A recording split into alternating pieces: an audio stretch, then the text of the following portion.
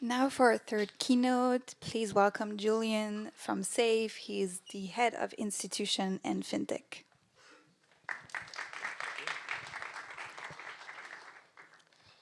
Hello, everyone. Can I get the pointer? This one, right? No worries. Okay, cool. Yeah, awesome to be here. Thanks a lot for the IDOS team for setting everything up here. We are proud and glad sponsor because we're extremely passionate about this.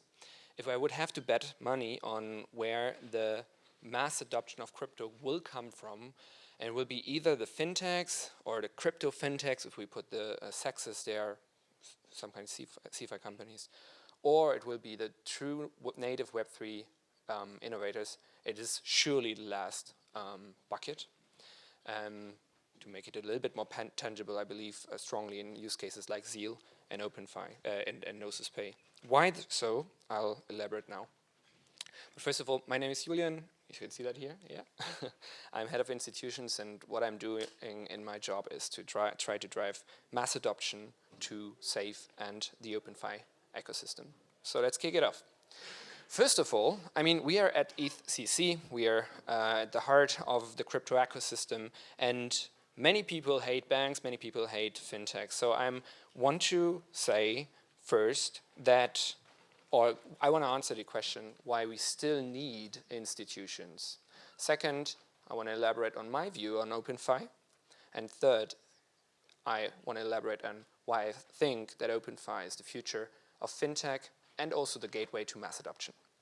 So, if you look at that, what is this? This is payment. This is basically the most used financial use case. An individual in Western Europe, in the US, has roughly 2 to 5 payments depending on the week. There's an awesome Dune dashboard on Gnosis Pay usage, so you can exactly see how many payments are for a given customer set per hour per day, each day a week. Quite interesting. So it's 2 to 5 times we are using financial rails today. So if we want to drive adoption to crypto, it's probably payments is an amazing example for that.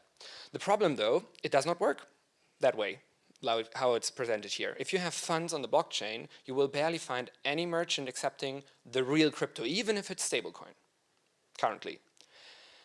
We had yesterday with the team lunch with Stripe, and as we all heard the announcement, they are looking into they are helping merchants to kind of accept crypto, but in reality, they receive crypto or fiat on banking rails, fiat on payment rails, and they will do the transformation of crypto over to fiat on banking rates. So it's not really crypto. That what we can see here on this slide is actually not really working. However, what is working is Gnosis Pay and Zeal, and you have here a financial institution in the middle, a payment method. It may be Monerium as a stablecoin provider who take crypto, and actually Monerium EUROE is real money per definition. It's an EMI, it's an institution. But what you can see here and learn from that, if you have funds on the blockchain and you pay a merchant, you can do that today, there is an institution involved. We still need them. That's the first point I want to make. And now let's look into what role they will play in OpenFi. So here you can see what is kind of visualizing the core difference to fintech or banking. Probably some of you are familiar with embedded wallets. An embedded wallet is, take a centralized company, they embed a wallet where they offer an end user to do white label self-custody in their front end. Imagine you are a customer of ING DBAR, JP Morgan or Deutsche Bank, and they offer in their app a MetaMask white labeled. So it says Deutsche Bank wallet or JP Morgan wallet. That's embedded wallet. The core difference to open finance is that here it's not the centralized institution embedding a wallet. No, here the Safe Smart Account or any kind of wallet sits in the center. The embedded wallet is provided by a centralized financial institution. Here you own the account. And how do institutions come in here now? Well, they are integrated into it. So only because your funds are sitting on chain does not mean that you cannot interact with financial rails. So for example, real life example, I'm paying my rent with stablecoins, EUROE on Monerium. Great to have you guys in the audience, by the way. So I really do, you can see on-chain proof of me, kind of basically what's happening in the background. The Euro E is burned, and Monerium guys are triggering a SEPA instant transaction to an IBAN of my landlord, and that's how I pay rent. So that problem is already solved. If we look back into what Jasper talked about at the beginning, we have already the infrastructure in place. We are now on this next big step. What we now need now is this innovation on the application layer. And it's great to see so many builders in that field built on top of Safe. And here's an example. Sorry for the little bit formatting problem here. Actually, it looks good. So here you can see a pattern. The pattern is you have an account in the middle. It can be safe. It must not be safe. You have innovators on the right side. Gnosis Pay in Europe, Based App in Singapore, Zeal in Europe for banking, Picnic in Brazil, Palladium in the US, and there are more to come. And they now take the account and connect it to a traditional financial rails, be it payment with Visa and MasterCard, be it SEPA Instant in Europe, be it PIX, which is the instant payment rails in Brazil, or be it FedNow in the US. So this is making me really excited about this ecosystem because there's so many different players iterating on that idea of this OpenFi idea where the account is owned by the user. So now let's look a little bit deeper into that. And what I offer now are different perspectives of the same thing. And I was really happy to listening to the first keynote from Jasper to see he's addressing actually exactly the same things. I'll have them visualized in a little bit different way. So this is a Lego house. I can paint hopefully a little bit better what I wanted to reiterate on this Lego and this money Lego picture, so you can all relate to that. So this is a visualization of a bank. And by the way, I'm an ex-banker, I'm an ex-lobbyist, so I'm quite familiar with all the regulatory concerns and also the innovation concerns banks have. So what you see here is the bank account sits in the middle. And only through the bank account you get access to, for example, banking rails, payment rails, lending, security trading, issuance, and everything like what banks are offering. But in order to connect with that, you need an account. And in order to get the account, you need a KYC. So basically everything is locked behind the KYC here. And I'm not kind of like blaming them for that. This is just like how the infrastructure grew around this regulation that was given. What's different here is now we unbundle the account from the bank. That's the most important part for me when I look into open finance. You take the account, give it in the hand of the user, and the good thing here is that does not mean you lose access to all the services that you still need. You remember my first slide? We still need the institutions. Even if I want to pay with my Gnosis Pay card today at McDonald's, right around the corner here in Brussels, McDonald's will not accept crypto, so we need intermediaries in between. OpenFi does not mean you will kind of get rid of them entirely. No, OpenFi means you have a more open ecosystem where those people can be integrated. So importantly, the account now is not controlled and given to you by the bank. No, you are the owner. And what's also different here, if you just look into what changes, here the service is red, and here the service, the TradFi service, is orange. Why? Because I want to make sure you understand that usually these providers are the same with regards to the service they bring. They are the same with regards to the licenses they hold. However, they are probably different companies. Why? Because they are specialized. When I cash out in the bull market crypto, say I sell to Bitcoin at Kraken, say I hit the peak, so I have now 150K in euros sitting on Kraken. I will not send those funds over to my German bank account if I do not want to risk this banking relationship, and if I may want to buy a house at some point. I need the bank. So that's not how you would do it, because you know exactly, especially me as an ex-banker, that you will maybe debank. You will get some questions from them. They will sync with other banks. They will sync with financial authorities, and you will have an investigation running against you, and you will not even know because they are not allowed to tell you. It's not because they are bad people. It's just the system. That's how it works, and they are not allowed to tip you even off, even though they basically trigger an investigation by the authorities against you. So here in that case, the good thing about OpenFi, you may say, okay, but since you still use them, it's the same problem. No, it's not the same problem, because companies like Unblock, that's basically the banking service behind Zeal, or Monerium guys, and the providers you work with, they are specialized on crypto. They know, okay, Julian, he is in crypto, so if he funnels out some money via Monerium, it makes sense because this guy is in crypto. They are specialized on that field, so therefore they are more specialized in providing the exact service that you need. The left side is not specialized, therefore we have those other providers.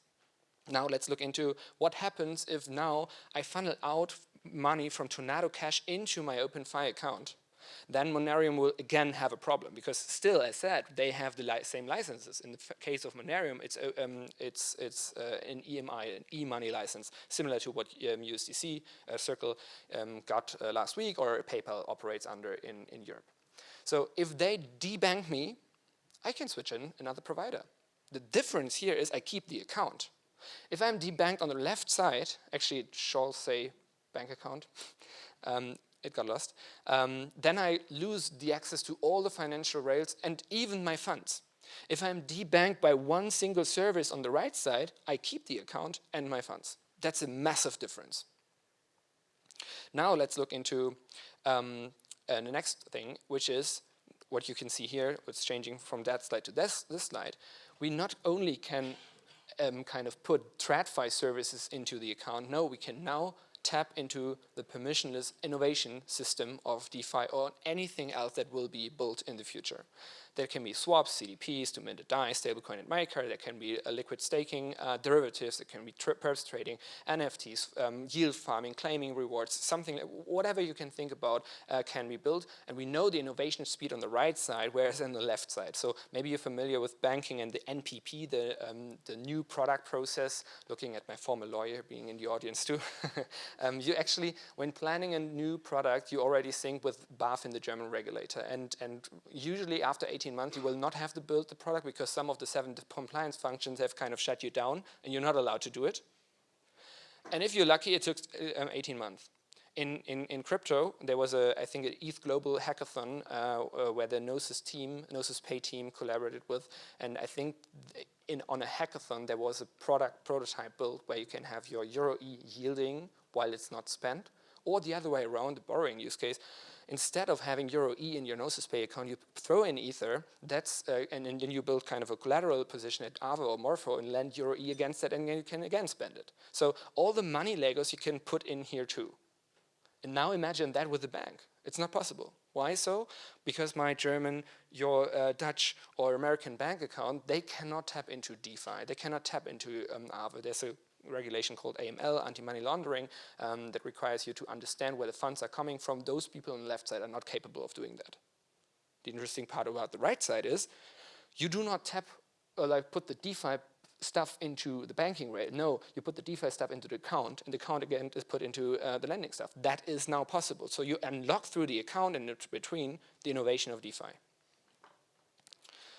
And ultimately, your funds and your yield on the left side, so probably nice question here. So the ECB funding rate is 3.75%. The Fed funding rate currently sits at 5.33. Who of you gets yield in their checking account? I'm not talking about a deposit account, a yield account, in your checking account.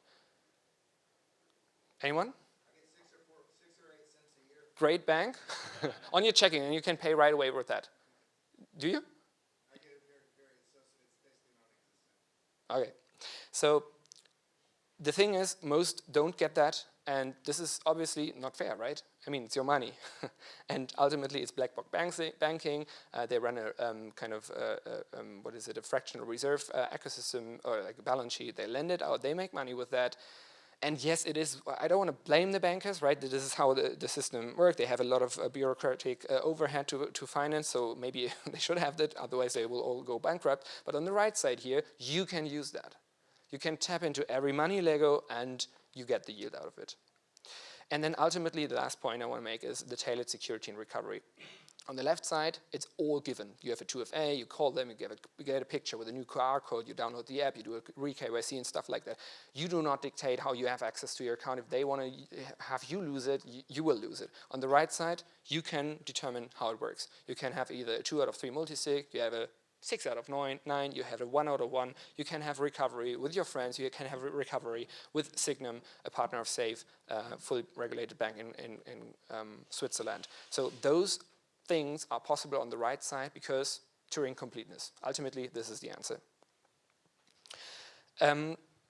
Yeah, so you see, OpenFi is pretty damn exciting, but there's more you can build on Safe, and I would say, second week, there's some new product building on top of Safe. Last week, I just learned, because I wanted to play around with Polymarket, that every customer of Polymarket also has a Safe under the hood. What I want to say with that, these companies are playing around with Safe because of modularity, because of the versatility, because it's rather unopinionated and you can build whatever you want. And that led ultimately to those KPIs. We have roughly 100 bill, TVL, 71 million transactions, close to 10 million Safe accounts built. So I invite you to build on top of Safe. Thank you.